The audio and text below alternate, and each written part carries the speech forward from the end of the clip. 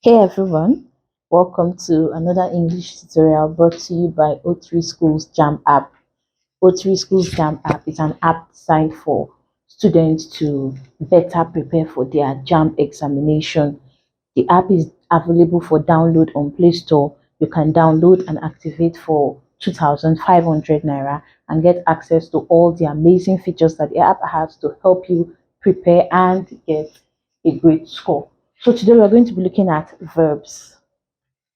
Most common definition of verbs is that a verb is an action word.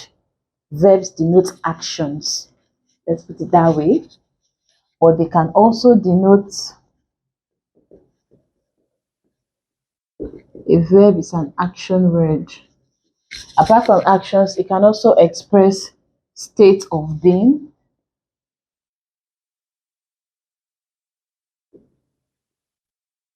State of being. Even possession.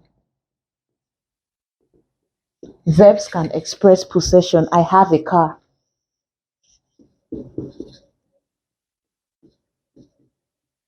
Have here is a verb helping denoting the fact that the car belongs to I or me, as the case may be. So that's verb expressing possession. Then you could say I am tall, or Stephen is short.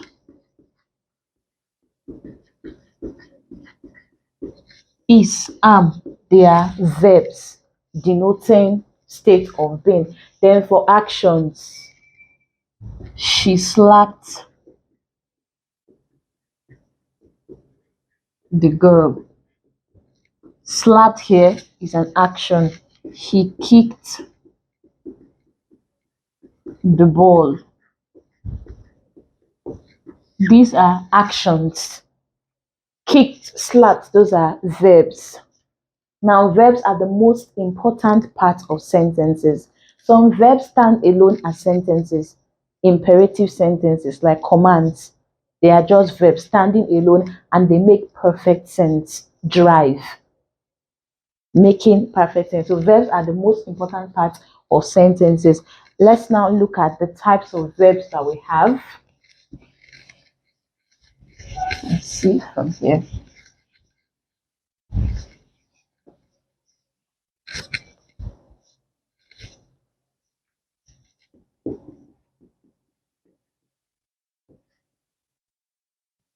Types of verbs. We're going to be grouping them. So the first set we are looking at is dynamic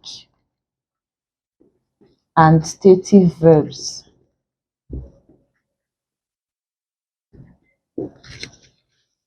Dynamic verbs are verbs that express physical action or voluntary action. That's dynamic verbs.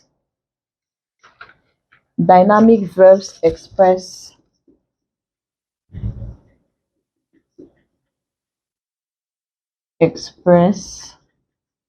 physical or voluntary actions. While stative verbs express state of being.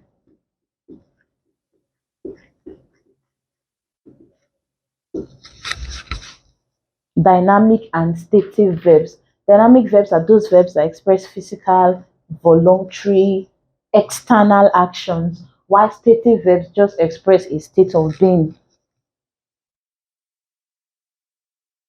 A major difference between these two verbs is the fact that dynamic verbs can have their progressive form or continuous form.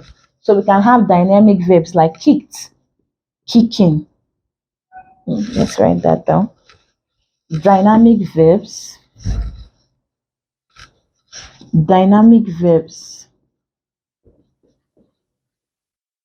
have continuous form.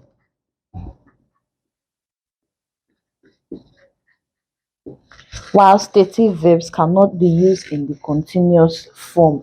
Example of dynamic verbs, we have kick. You can have kicking. I am kicking the ball. But for stative verbs, we cannot have the continuous form. Stative verbs majorly express perception. So see,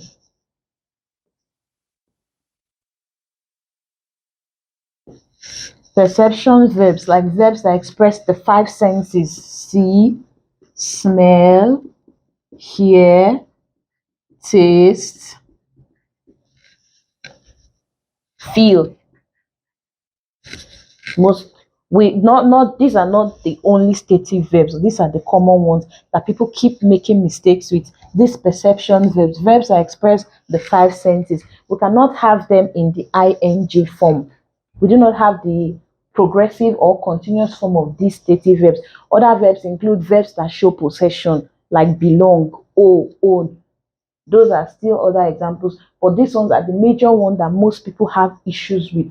So these verbs, we cannot have them in the continuous form when they are used to express state of being. So you cannot say I am seeing you. It becomes I can see you. If you're talking of what? Seeing with the eyes. I can see you. I can't see without my glasses. I can see you. I can hear you.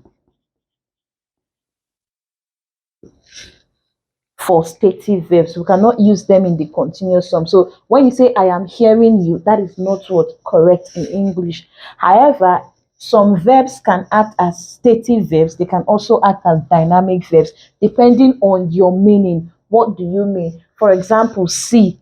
I can see you, correct, because you're dealing with what state of being, your the state of your eyes, you can see. But when you now mean seeing to mean like maybe date, go on a date or something, you can have what if they are seeing, or let's say John and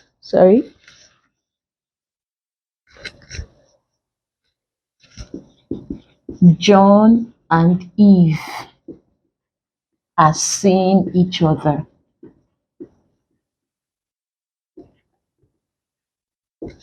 In this sentence, you can have seeing in the progressive form because it is not expressing a state of being. Here, it is not a stative verb.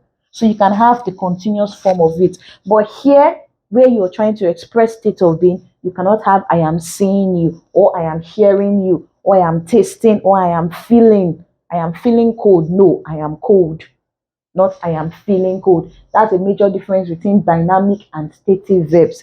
While dynamic verbs express physical actions, stative verbs express state of being. And stative verbs do not have the progressive form. So depending on what you mean by that verb in the sentence, you can now know if it is dynamic or it is stative. We also have transitive and intransitive. Intransitive verbs.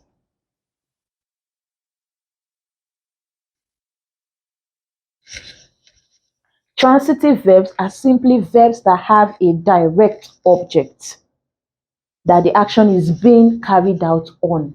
While intransitive verbs do not have a direct object where the action is carried out. Let's put that down. Transitive verbs are verbs that have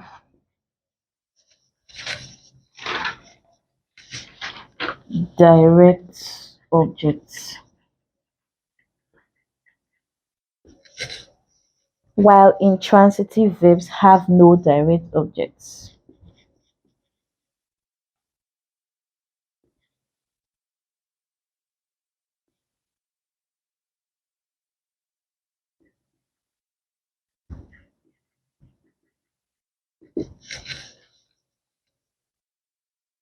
In sentences, transitive verbs have direct objects. Remember, the action is being carried out on the object. The object is the receiver of the action. So when you make sentences and there is an object receiving the action of the verb, we say that verb is transitive. But when there is no object receiving that action, we say the verb is intransitive. So let's look at common examples. Transitive, intransitive.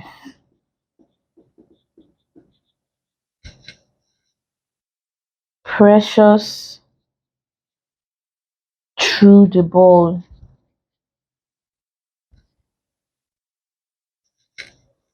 The ball here is the object receiving the action of throwing. So throw can be a transitive verb.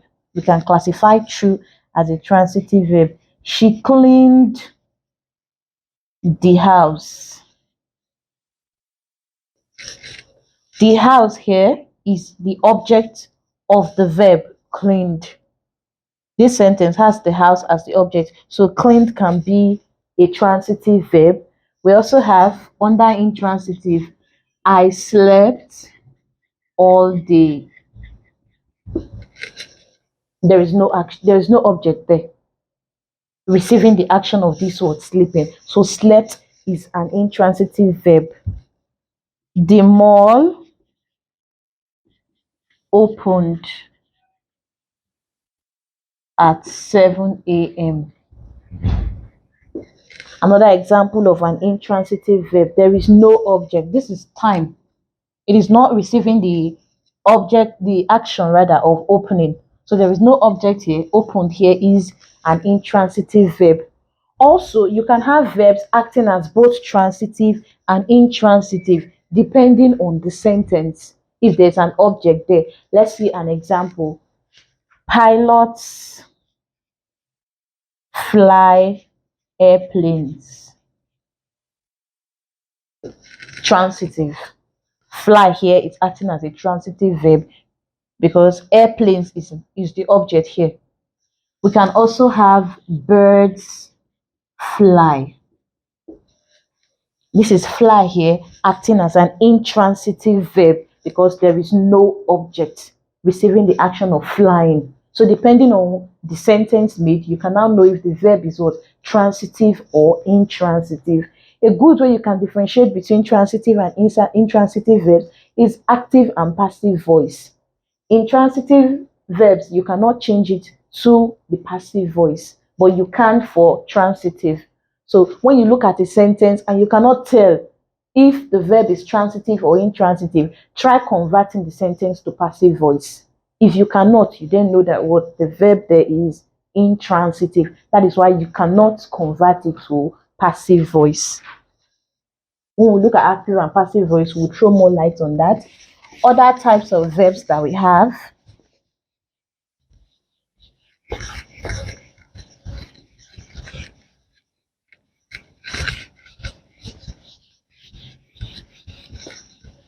auxiliary verb and main verb.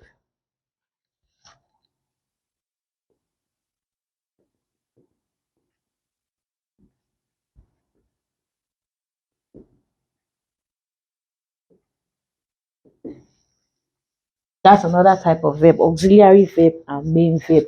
Auxiliary verbs are helping verbs.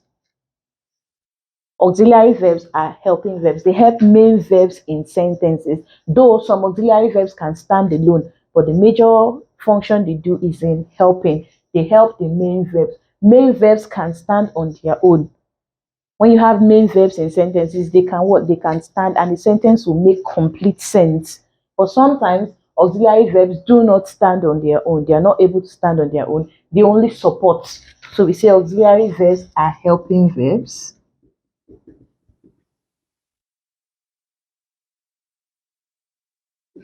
Are helping verbs.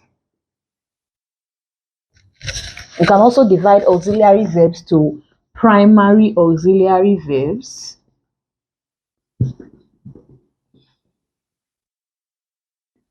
and modal auxiliary verbs.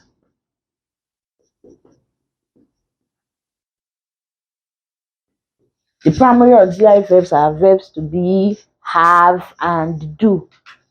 So we have is, am, are, were, been, have, has, had. Let's see. do, did, does. All these are primary auxiliary verbs. Auxiliary verbs can be divided into primary and modal auxiliary verbs. So the primary auxiliary verbs are verb to be, have, and do. These are verb to be. Okay, and then I'm missing was. These are verbs to be verbs. They are primary auxiliary verbs. Then for the modal auxiliary verbs, we have can, may, might, must, could, ought to, will, shall, should, would. All these are modal auxiliary verbs. They do not stand on their own in sentences. They help the main verb. So main verbs are verbs that can stand alone.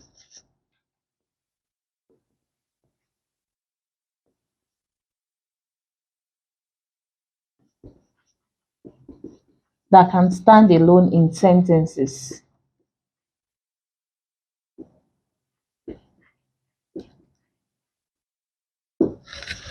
Main verbs are verbs that can stand alone in sentences. So any other verb apart from these auxiliary verbs, they are main verbs. Like I said, some auxiliary verbs can stand alone. For example, I am an English teacher.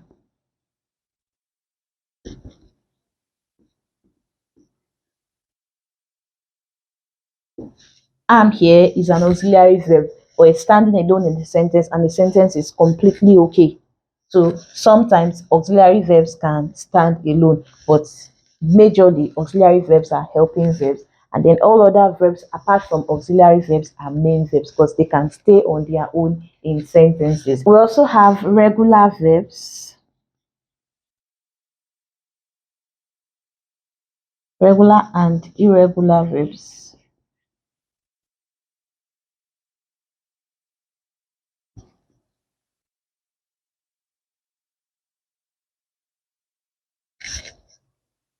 Mostly, verbs form their past tense and past participle by the addition of ed.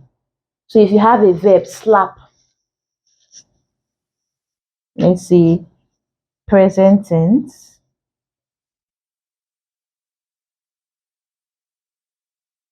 past tense, past participle, or perfect tense, anyone you choose to call it. So if we have cook, cooked, cooked, that means we added ed to get the past tense and the past participle. Those are regular verbs. Regular verbs are verbs that form their past tense and the past participle with the addition of ed. Let's put it here. Regular verbs form their past tense and past participle by the addition of ed or d. So any verb that falls in here, we classify it as a regular verb. Other examples, you have slap, slapped, slapped, welcome,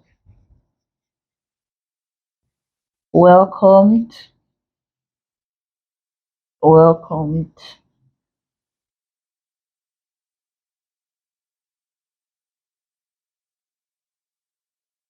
These are common examples of regular verbs. Other examples, we can have join, joined, joined. One, two. Let's look for one more. Book, booked, booked. Want, wanted, wanted, wanted, drum, drummed, like that, like that. So verbs that form their past tense and past participle by the addition of ed, we say they are regular verbs. Then irregular verbs, they do not use this method. Some irregular verbs don't even change at all. Let's see, present tense,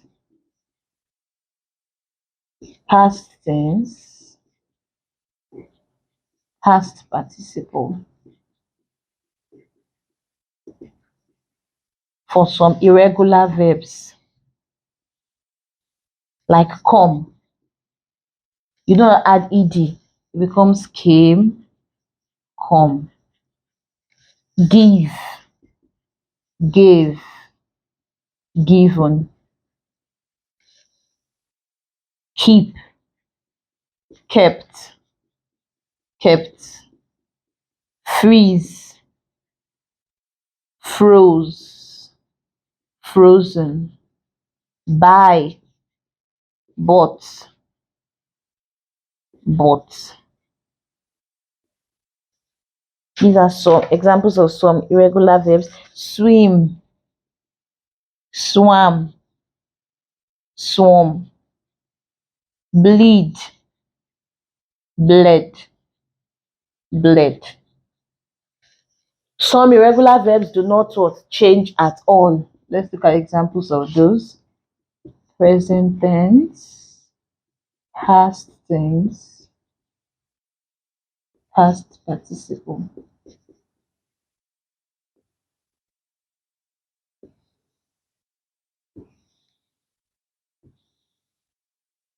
We have cut, cut, cut.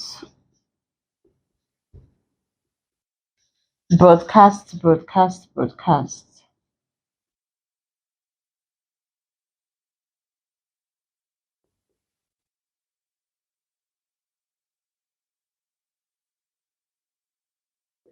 Burst, burst,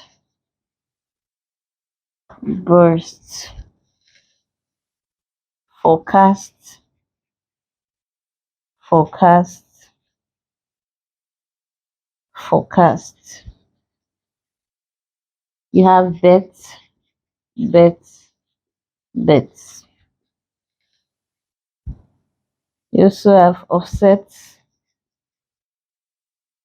offset, offset.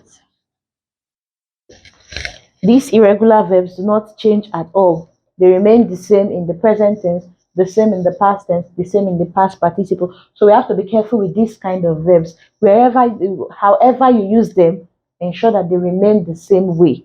We don't add anything to it, neither do we subtract. So these are what? Irregular verbs. Regular verbs are they are verbs that get their past tense and past participle by the addition of ed. While irregular verbs, we have other ways of getting their past tense and past participle. So we now want to move to verb tenses. Verb tenses.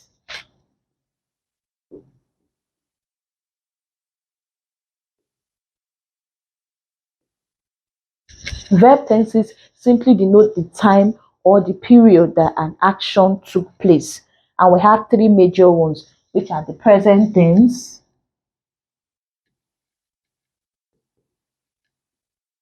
past tense, and future tense. Present tense happening now, past tense happened before, and future tense will happen later. It hasn't happened yet. So let's look at the present tense. Present tense is divided into one, simple present tense.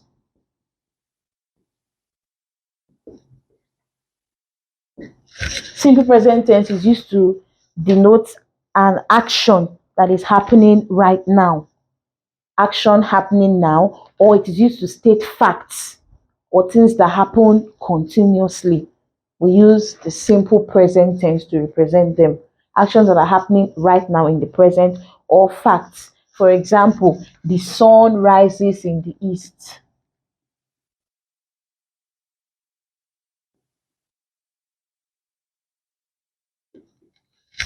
The sun rises in the east is a known fact. So we use what? Present tense. Rises here is singular form. That's why we have the S there. So the sun rises in the east is a simple present tense, and we're using that because it's a known fact. Can also have other examples. She goes to school every day. Goes here, present tense for habitual action. Present tense for habitual action. He is hungry. Is here is also present tense for what? Something happening right now. So our simple present tense is used to represent actions that are facts, known facts, or actions that happen continuously, or things that are happening right now. We also have the present continuous tense.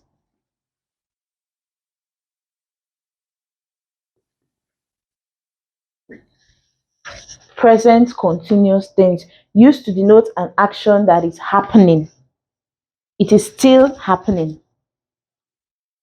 Present continuous tense. This tense is used to represent actions that are still happening now. She is going to school.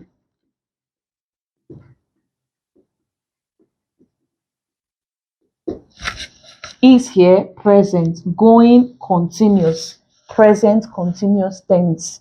She is going to school. So is there represents the present tense, while the continuous or the progressive tense is what we're going here.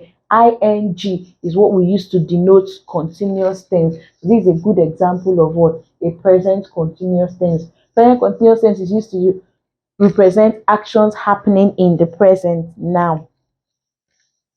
Also have she's cooking the food. Lots of she's.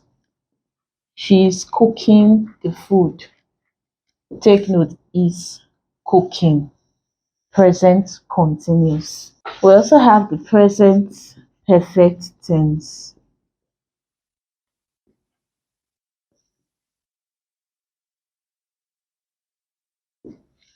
While the present continuous tense describes ongoing events happening now, our present perfect tense is used to describe or represent an event that's happened before in the past and is still happening now. A good example, we have done the assignments before. So you did the assignment before in the past, but you're still doing it again now. So we use the present perfect tense to represent it. We have done the assignment before. For perfect tense, have or has. Perfect tense goes with have, has, or had. But this is the past. This is singular, this is plural for present. So to represent present perfect tense, we use has or have with the past participle or the perfect tense of the verb. Done here is past participle or perfect tense. That's how we represent our perfect tense. So for present perfect tense, we have representing the present tense and done in the perfect tense. We have done the assignment before. We also have present perfect continuous tense. So while our present perfect tense is used for events that have happened in the past and is happening again, we use present perfect continuous tense for events that occurred for a long time in the past and is still occurring. For example, Mr. Dio,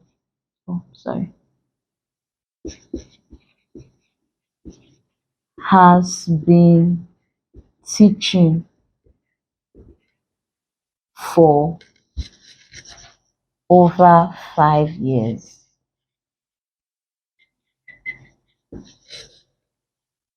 Mr. Daya has been teaching for over 5 years. He started teaching 5 years ago and he's still teaching now. So we use present perfect continuous tense to represent actions like that. Has, present, perfect here, the been, then continuous tense, we have teaching. Let's take note of this been. It's different from B-E-I-N-G. This one is continuous tense, while this one is used for what? Perfect tense. So we have our present perfect continuous tense here. Mr. Dayo has been teaching for over 5 years. This is for the present tense, simple present, used for habitual actions or stating facts or events that are happening now. Present continuous tense, the ongoing events in the present, we represent them with present continuous tense. Present perfect tense is used when events happened before in the past and they are happening again now. Then present perfect continuous tense is used to represent events that happened for a long time in the past but are still what? We still continue them. Let's see the past tense.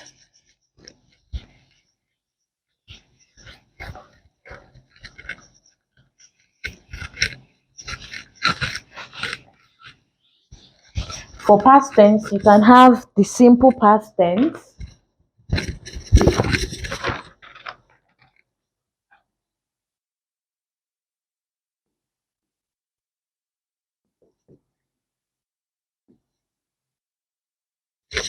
the simple past tense, simply used to represent events that happened in the past. Happened and ended in the past. Represent it with the simple past tense. Example,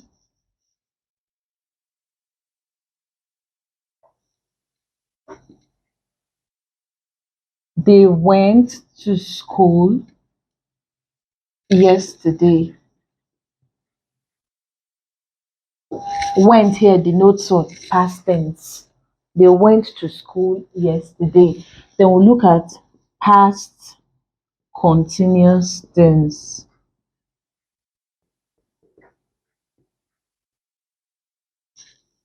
This is to represent events that occurred for a while in the past. Events that occurred for a period of time in the past. So let's say an example.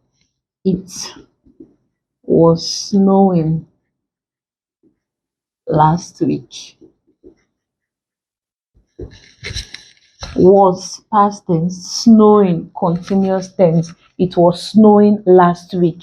That's an example of past continuous tense. So throughout last week, snow fell. We also have the past perfect tense.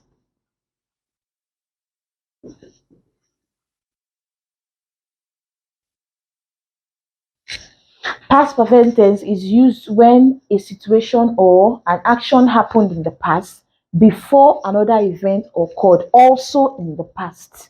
We use past perfect tense there. I give an example. The parcel had arrived before you came. Two actions happened in the past, but one happened before the other. So the parcel had arrived before you came. Like I said, when you're dealing with perfect tense, has, have, or had has to be in the sentence. And since we're dealing with the past perfect, we have to we have had, which is in the past. So the parcel had arrived before you came. Past perfect tense. Then we also have the past perfect continuous tense. So we look at the past perfect continuous tense. Past perfect continuous tense is used to represent actions that happened for a period of time in the past before another action happened. Past perfect continuous tense, we use it to represent an action that happened for a period of time, for a while in the past before another action happened. Let's take an example. He had, we are dealing with the past tense, he had been working in the factory for 5 years before he got promoted.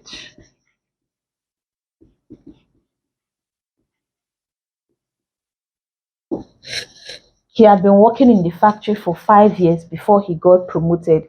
Two actions happened in the past, but one happened for a while, working in the factory for 5 years before promotion came. So we present it with the past perfect continuous tense. He had been working in the factory. This is for past tense. We have the simple past tense, past continuous tense, past perfect tense, and past perfect continuous tense, all under past tense. Then we now look at the future tense now. Still the same thing. We have simple future tense,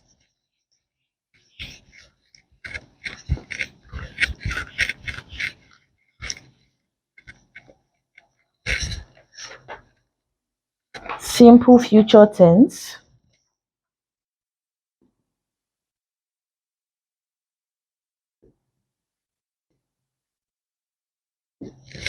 is used when to describe events that will happen in the future. And we simply do that by addition of will or shall to sentences. Shall is not commonly used. What we majorly use is will. We shall visit the zoo.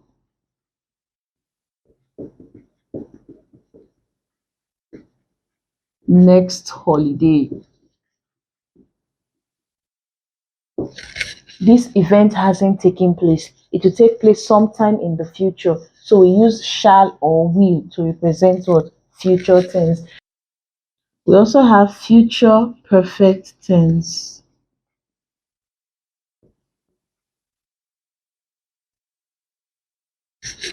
Future perfect tense is used to represent events that will happen in the future, but one will happen before the other. Two events that will take place in the future, but one happening before one. I give an example. I will have gone to bed before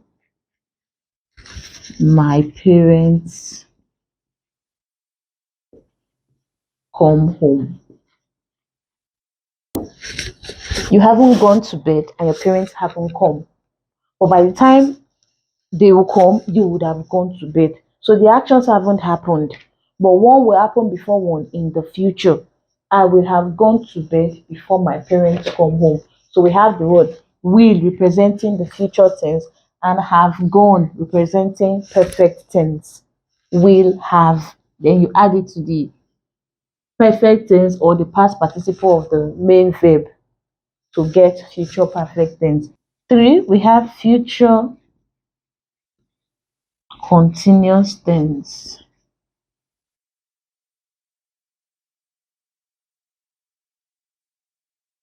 We use future continuous tense when we want to represent an action that will occur for a while in the future.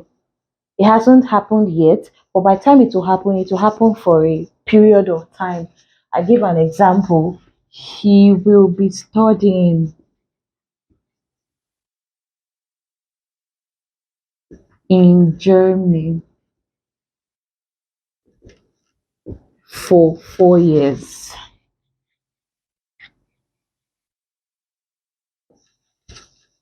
So to get future continuous tense, we add will be studying. So is you add the continuous or the progressive form of the main verb to will be to get future continuous tense. He will be studying. The studies hasn't happened yet, but by the time it happen, it will take what? 4 years. To take a while. Lastly, we have the future perfect continuous tense.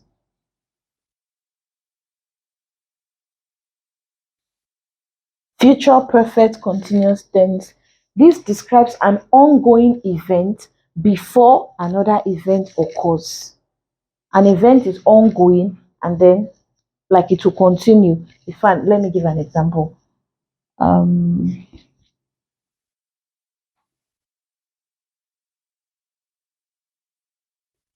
I will have been waiting here for 3 hours. by 1 o'clock.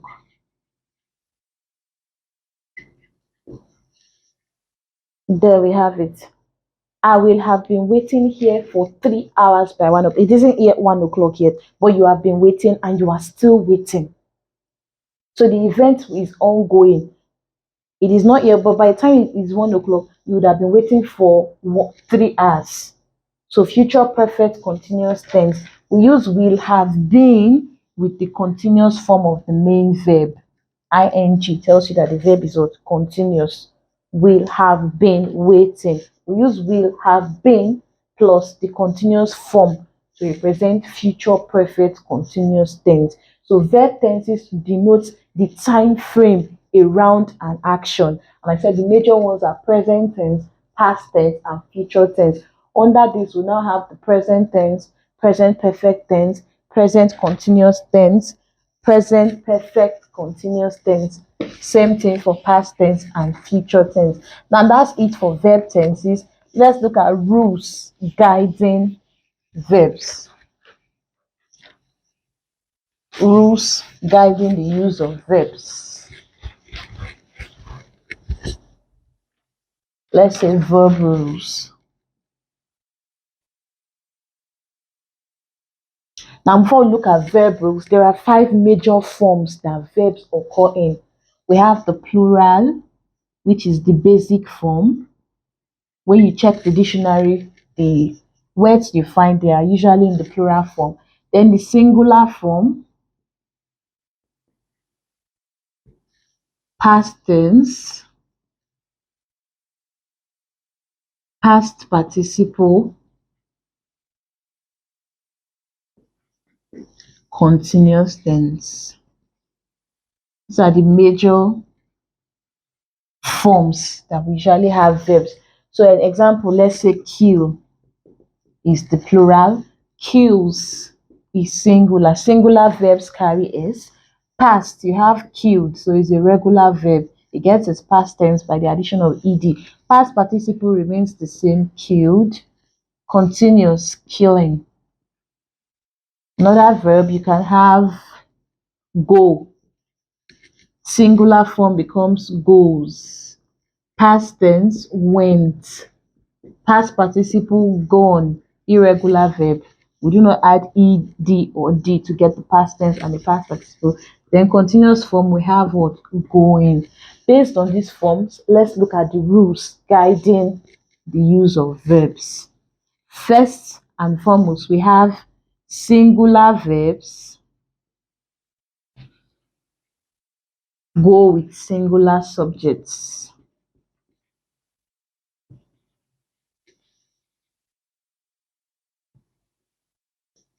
Singular verbs for singular subject. For example, take note, singular means one and singular verbs carry s. So she goes. She goes to school daily.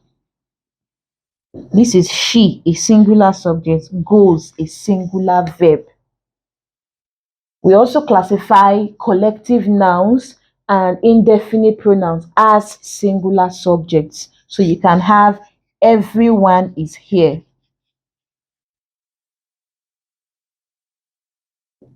Everyone, indefinite pronoun, is a singular subject, is a singular verb, or collective nouns, a team of players is on the field.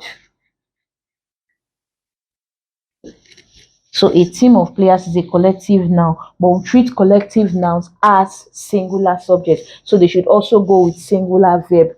That's rule one. Singular verbs go with singular subjects. Then we also have plural verbs go with plural subjects. They go. The men eat.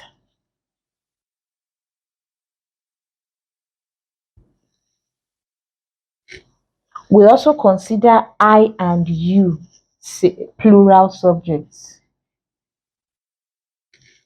I, although stands for one, doesn't agree with what? Singular verbs. Neither does you. I and you take plural verbs. I go, I eat, I play, I run. Same thing for what? For you. So rule number 3 says use has, have, or had with the perfect tense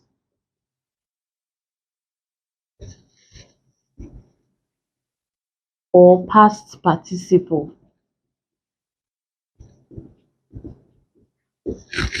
So for us to express a sentence in the perfect tense or past participle, this we have to ensure that has, have, or had is in that sentence. So it becomes I have drunk. I have drunk the water. Not I have drank. When you have has, have, or had in a sentence, the verb should always be in the past participle form or perfect tense. I have drunk, I have gone, they have seen. So it should be in the past participle. Another rule says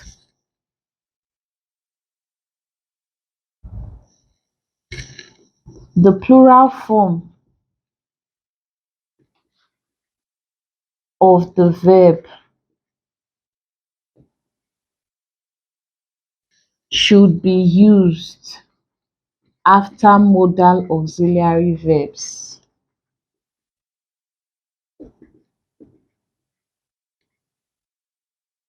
We've talked about modal auxiliary verbs earlier on. Can, could, should, may, might, ought to. So here we are saying use the plural form after them. When modal auxiliary verbs come in sentences, ensure that the verb following it is in the plural form. For example, you can go home. Can here is a modal auxiliary verb. Go, which is coming after it, is in the plural form. So these are common verb rules that we should adhere to. Especially singular verbs go with singular subjects. Plural verbs go with plural subjects. Then use has, have, or had to represent perfect or past participle. And then after modal auxiliary verbs, ensure that the verb form is plural or base form. Base form because that is how they commonly appear. So let's quickly answer some questions.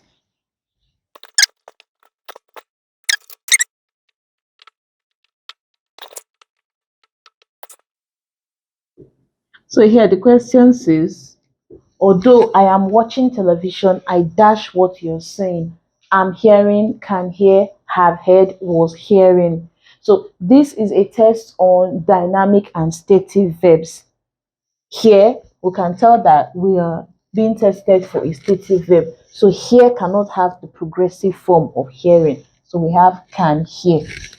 We can't use this because we are not expressing perfect tense. So have heard can't come in. So we have I can hear. You can't have was hearing or I'm hearing. Although I am watching television, I can hear what you are saying. Another question goes the controversy. So because of this has here, we know that whatever is going to fill this gap has to be in the perfect tense or the past participle form. So we look at it. Lane. Lane is not the past participle for the form of lay that we are talking of. Our answer here becomes what? Laid.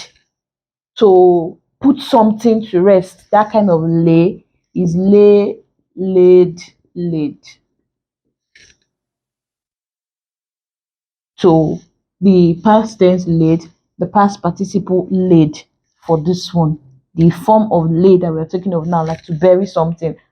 So we have lay, laid, laid. Where we can have lied is in not telling the truth. Lie, lied, lied. And the way we can have laid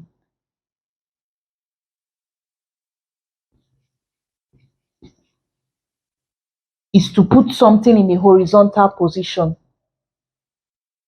To lay down, you can have lie, lay, lane. So the form we are dealing with here is laid.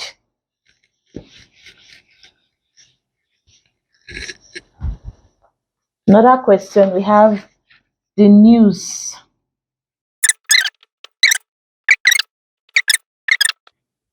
So our answer here becomes A, being broadcast. Broadcast is an irregular verb that doesn't change. Broadcast remains broadcast in the present tense, in the past tense, and in the past participle. Another question we have here, Obiageli dash studying in the library for 6 hours now.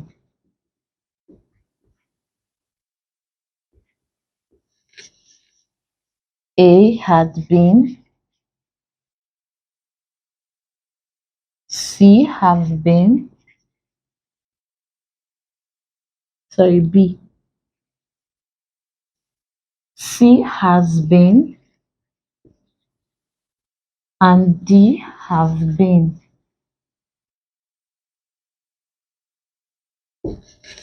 So Obiageli dash studying in the library for 6 hours now becomes has been, not the one with ing, but the one with EEN. This is already in the continuous form. The been shouldn't be in the continuous form. And then Obiageli is singular. It should go with a singular verb. Obiageli has been studying in the library for 6 hours now. Benjamin dash from school before his mother traveled abroad.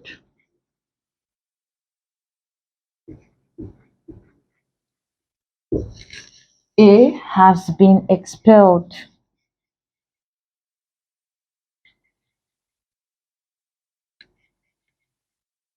B had been expelled.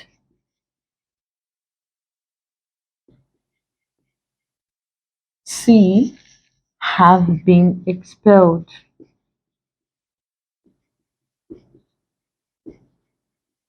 And D was being expelled.